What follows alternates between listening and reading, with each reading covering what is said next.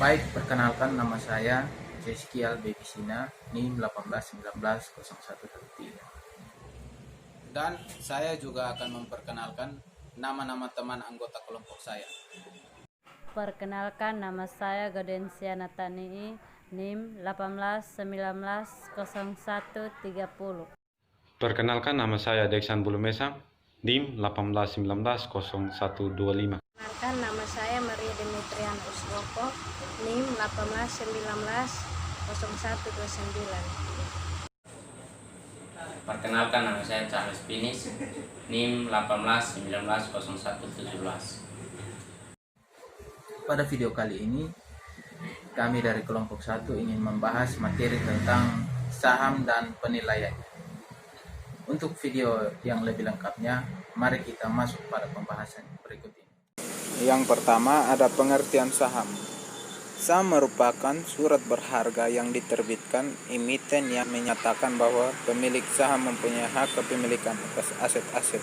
Yang artinya, jika kita telah membeli saham dari sebuah perusahaan, maka kita juga memiliki hak atas aset-aset dari perusahaan tersebut. Lalu, apa saja imbalan yang bisa diterima investor saham? Ada 3 hal, yaitu yang pertama, hak kepemilikan atas aset-aset dari perusahaan itu sendiri. Yang kedua ada dividen atau pembagian hasil. Yang ketiga ada capital gain, yaitu keuntungan modal yang diperoleh ketika harga penjualan saham dikurangi jumlah harga beli saham tersebut. Lalu kita akan membahas tentang hak-hak investor saham. Nah, ketika kita telah menjadi investor saham, maka kita memiliki hak istimewa yang dimiliki oleh investor saham. Hak-hak istimewa itu terdiri atas 2, yaitu yang pertama, hak kepemilikan atau control the firm. Control the firm itu tercermin dalam voting right yang dimiliki investor.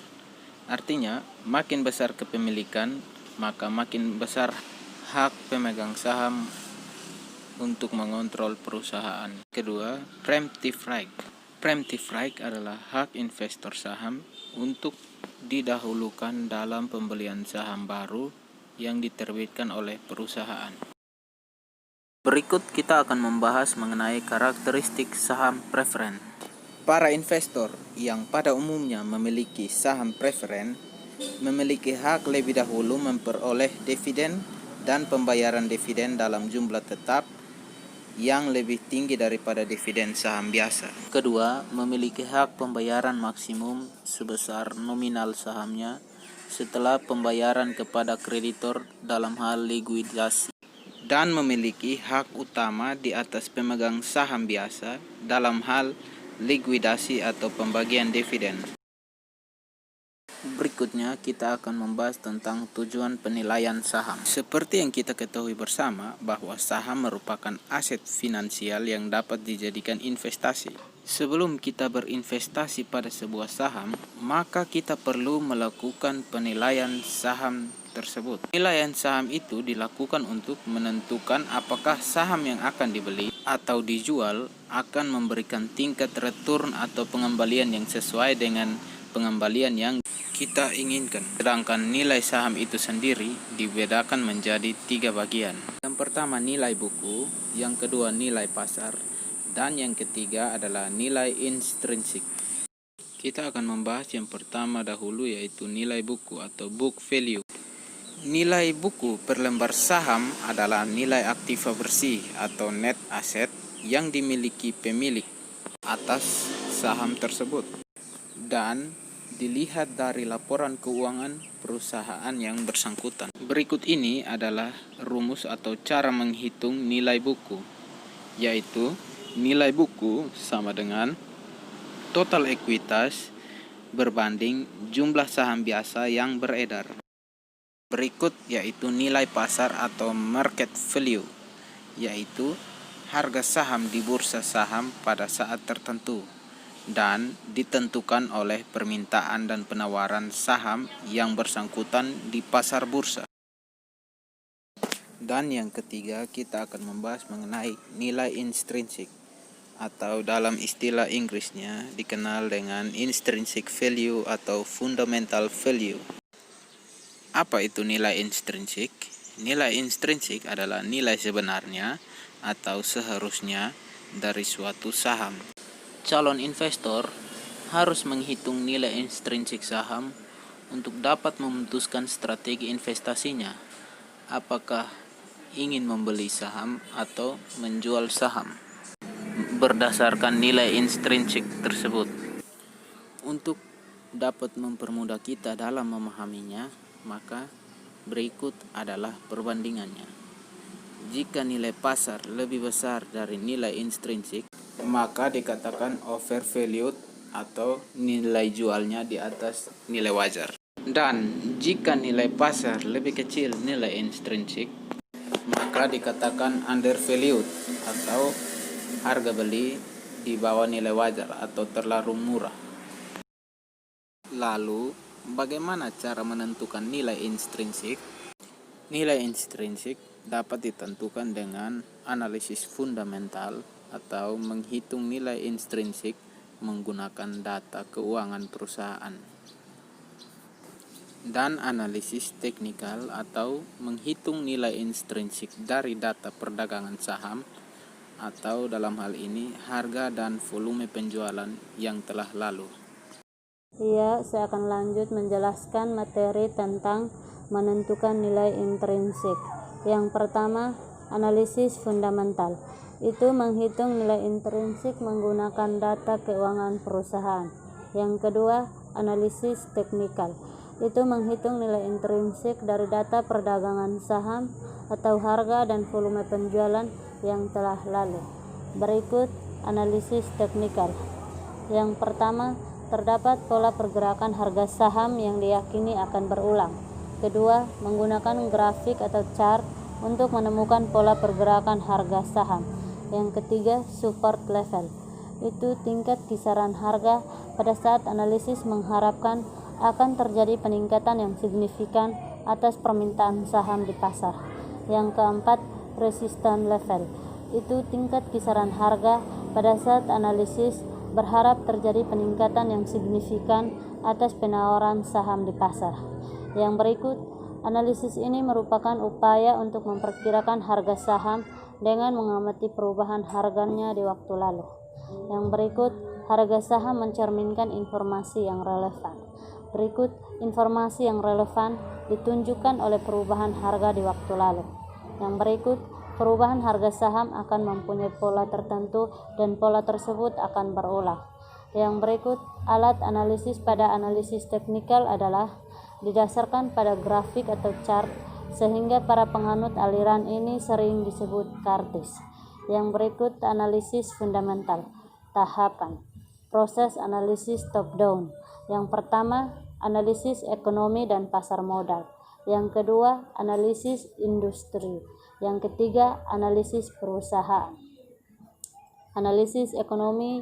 Yang pertama, terdapat hubungan yang erat antara kondisi ekonomi global dan nasional terhadap kinerja pasar modal suatu negara, apalagi terhadap suatu perusahaan. Yang kedua, menganalisis variabel ekonomi makro suatu negara seperti produk domestik bruto atau GNP, tingkat pengangguran, tingkat inflasi, kurs valuta asing, investasi swasta, dan tingkat bunga. Yang berikut, analisis industri. Yang pertama, diperlukan untuk memilih industri yang memiliki prospek yang menguntungkan. Yang kedua, ada beberapa penelitian yang menyebutkan, yaitu A. Industri yang berbeda mempunyai tingkat retur yang berbeda. B. Tingkat retur masing-masing industri berbeda di setiap tahunnya. C. Tingkat retur perusahaan-perusahaan di suatu industri yang sama terlihat cukup beragam. D. Tingkat risiko industri yang juga beragam. E. Tingkat risiko suatu industri relatif stabil sepanjang waktu. Sekian dari saya, selanjutnya akan dijelaskan oleh teman saya. Jadi baik, saya akan menjelaskan mengenai analisis perusahaan. Yang pertama ada analisis fundamental. Dalam analisis fundamental terbagi atas dua bagian, yaitu yang pertama ada present value upfront, yang kedua ada price earning ratio. Penjelasan mengenai present value upfront yaitu nilai saham dihitung dengan mendiskonkan arus kas masa depan yang diterima investor atau diwakili oleh dividen. Rumusnya PO sama dengan sigma T sama dengan 1. Yang kedua ada PE rasio upfront. Rasio harga pasar saham terhadap laba menunjukkan berapa besar investor menilai harga saham dari kelipatan laba yang dilaporkan perusahaan. Rumusnya PER sama dengan harga per lembar saham per laba per lembar saham sama dengan P per E. Selanjutnya, dua komponen utama dalam analisis perusahaan, yaitu ada earning per share atau EPS dan price earning ratio atau PER.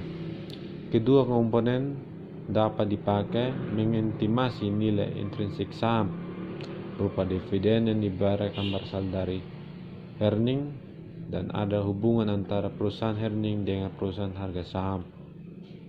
Penilaian saham preference. Saham yang memberikan sejumlah dividen yang tetap jumlahnya dalam waktu yang tak terbatas. Karena saham preference tidak mempunyai tanggal jatuh tempo, maka penilaian saham preference merupakan suatu perputusan. Rumusnya PO sama dengan DPS per KPS. Penjelasan mengenai rumus tersebut yaitu PO sama dengan nilai saham preference, DPS sama dengan dividen saham preference, KPS sama dengan tingkat return yang disyaratkan pada preference. Penilaian saham preference. Contoh soal: Microsoft mempunyai saham preference dengan dividen yang dibayarkan sebesar 1.500 setiap tahun. Tingkat return yang diinginkan investor adalah 14%. Pertanyaannya, berapa nilai sekarang saham preference? Cara pengerjaannya yaitu F sama dengan DP per KP sama dengan 1.500 per 0,14, dan hasilnya yaitu 10.714,28. Penilaian saham biasa. Baik, di sini saya akan menjelaskan dalam bahasa Indonesia.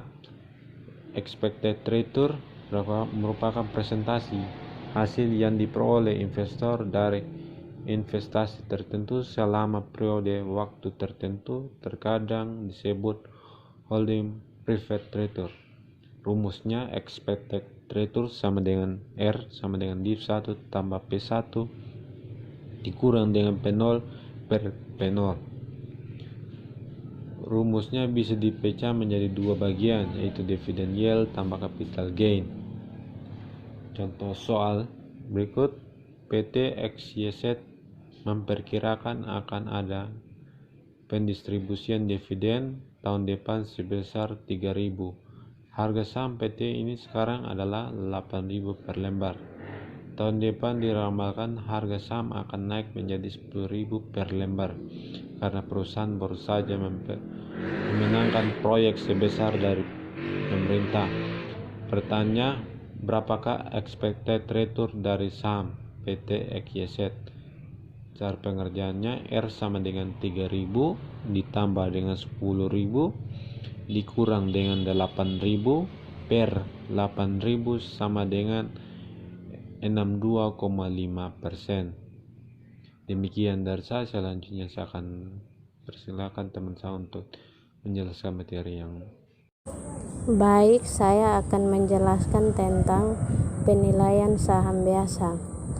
Dividen diskon model kurang perhitungan harga saham sekarang yang menyatakan bahwa nilai saham sama dengan present value dari semua dividen yang diharapkan diterima di masa yang akan datang. Rumusnya adalah P0 sama dengan dividen 1 per 1 tambah R pangkat 1 tambah dividen 2 per 1 tambah R pangkat 2 tambah seterusnya tambah dividen H tambah PH per 1 tambah R pangkat H. Contoh soal, diramalkan bahwa PT XYZ akan membayar dividen sebesar $3, $3,24 dan $3,50 untuk 3 tahun yang akan datang. Pada tahun ketiga, kalian mengantisipasi menjual saham dengan harga pasar sebesar $94,48. Berapakah harga saham apabila diketahui 12% expected return? Jawab, PV sama dengan 3,00 per 1 tambah 12 pangkat 1 tambah 3,24 per 1 tambah 12 pangkat 2 tambah 3,50 tambah 94,48 per 1 tambah 12 pangkat 3. Hasilnya adalah PV sama dengan $75,00.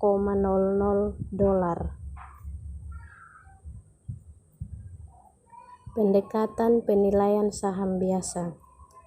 Penilaian saham biasa lebih sulit dibandingkan dengan penilaian obligasi karena yang pertama, arus kas yang dihasilkan saham biasa tidak pernah dapat diketahui terlebih dahulu. Kedua, saham biasa tidak punya jangka waktu jatuh tempo. Berikut, tidak ada cara yang mudah untuk menentukan berapa tingkat keuntungan yang disyaratkan pasar.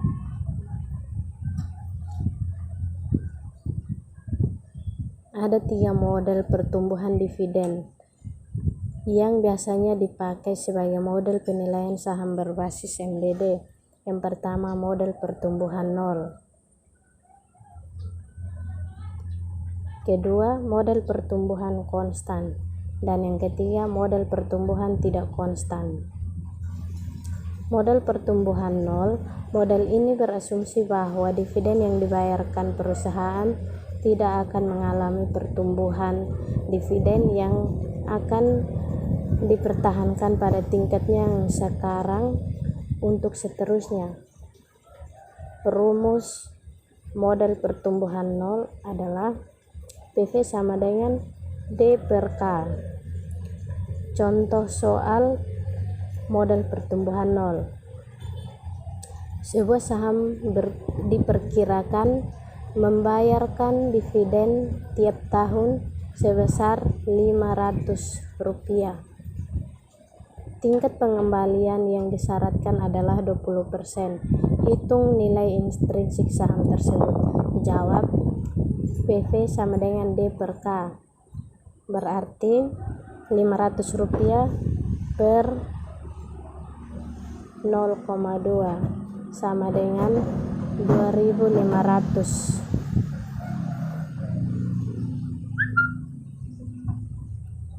Dividen bertumbuh secara konstan. Ini yang kedua, model yang kedua. Yang pertama, dividen tumbuh sesuai dengan tingkat pertumbuhan perusahaan.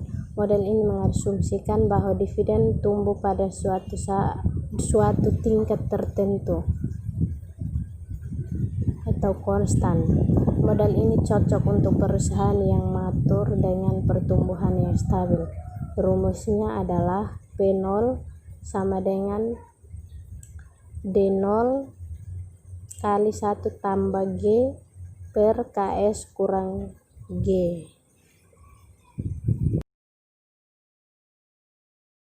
Baik, saya akan menjelaskan langkah-langkah perhitungan non-constant growth. 1. Menentukan estimasi pertumbuhan dividen dalam kurung G. 2. Menghitung present value dividen selama periode di mana dividen tumbuh tidak konstan. 3. Menghitung nilai saham pada periode pertumbuhan tidak konstan. 4. menjumlahkan 2 dan 3 untuk mendapatkan PO. Kita lanjut ke contoh 1. Non-constant growth. Sebuah perusahaan terbuka selama ini membagikan dividen yang jumlahnya bervariasi. Perusahaan memperkirakan kenaikan pendapatan sebesar 20% per tahun selama 2 tahun mendatang. Tetapi setelah itu pendapatan akan menurun menjadi 5% per tahun sampai waktu tak terhingga. Pemilik perusahaan menginginkan return sebesar 18%. Dividen terakhir yang dibagikan adalah 2.000 lembar. Berapakah harga saham perusahaan tersebut sekarang? Solution 1. D1 sama dengan DO dalam kurung 1 tambah 0,20 sama dengan 200 dalam kurung 1,20 sama dengan 240. D2 sama dengan DO dalam kurung 1 tambah 0,20 pangkat 2 sama dengan 200 dalam kurung 1,44 sama dengan 288. PV D dalam kurung D1, D2 sama dengan 240 bagi dalam kurung 1 tambah 0,18 tambah 288 bagi 1,0 1 tambah 0,18 pangkat 2 sama dengan 203,39 tambah 206,84 sama dengan 410,23. P2 sama dengan D3 per KS min G D2 dalam kurung 1 tambah 0,05 per 0,18 min 0,5 sama dengan 302,40 bagi 0,18 min 0,05 sama dengan 2326. PVP 2 sama dengan 2326 per dalam kurung 1 tambah 0,18 pangkat 2 sama dengan 1670,5. PO sama dengan 410,23 tambah 1670,5 sama dengan 2,080,73. Kita lanjut ke waran. Suatu opsi yang dikeluarkan oleh suatu perusahaan yang memberikan hak kepada pemegangnya untuk membeli sejumlah lembar saham pada harga yang telah ditentukan. Kedua, biasanya waran diterbitkan bersama obligasi sebagai bonus karena membeli obligasi. 3. Sebagai pemanis atau sweetener penerbitan obligasi. Lanjut ke rights issue.